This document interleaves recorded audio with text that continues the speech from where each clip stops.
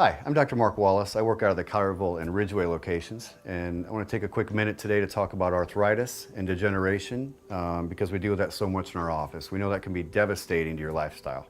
Arthritis is very common, but absolutely not normal.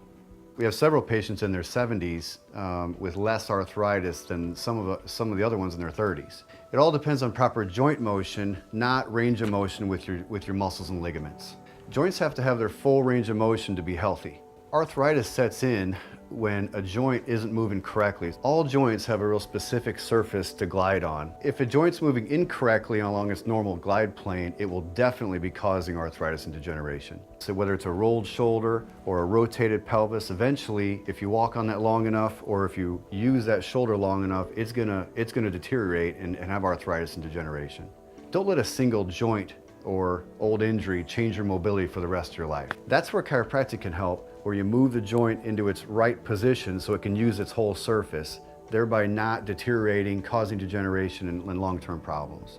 You'll be amazed at how much life is left in a joint if it's moving correctly. Because some simple adjustment can really bring some life back into it with a lot less pain. Thanks again. I'm Dr. Mark Wallace at Chiropractic Memphis.